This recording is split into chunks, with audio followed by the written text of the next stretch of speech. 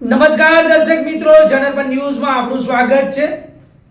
હું છું આપણો મિત્ર કંચન પરમાર। આવો સાંભળીએ આજના મુખ્ય સમાચાર।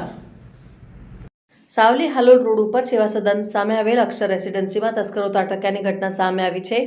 અક્ષર રેસિડેન્સીમાં આવેલા B30 નંબરના બંધ મકાનને નિશાન બનાવી તસ્કરોએ હાથ સફાયો કર્યો હોવાનું જાણવા મળ્યું છે।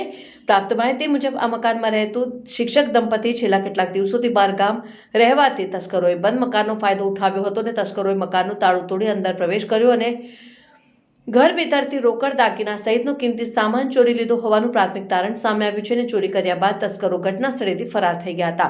આ સમગ્ર ઘટનાની વિગતો અક્ષર રેસિડેન્સીમાં લગાવવામાં આવેલા સીસીટીવી કેમેરામાં કેદ થઈ હોવાનું જાણવા મળ્યું છે।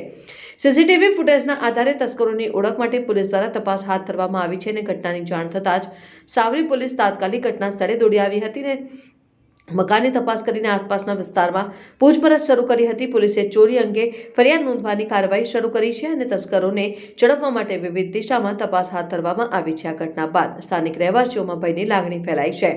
તેમાં સાવલી પોલીસની રાત્રિ પેટ્રોલિંગ વ્યવસ્થા ઉપર પણ પ્રશ્નો ઉઠી રહ્યા છે અને રહેવાસીઓ દ્વારા વિસ્તારમાં પોલીસ પેટ્રોલિંગ વધુ મજબૂત બનાવવાની માંગ ઉઠી રહી છે।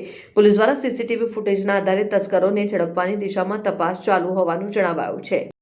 મારું નામ સુનિલભાઈ બેલાલભાઈ વાઘેલા છે।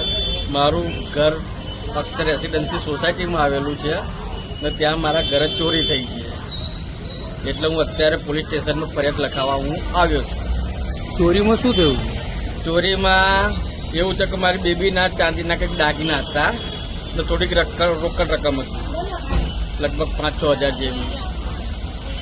એને બીજું શું છે, તિજોરીને નુકસાન કર્યું છે, લોક તોડ્યા છે તિજોરીના, ઇન્ટરલોક પાછું ઘરનું તોડ્યું છે, ઉપરના બધા દરવાજા ખોલેલા છે, એ બધું છે અત્યારે। એની માટે ફરિયાદી કરવા હું આવ્યો છું।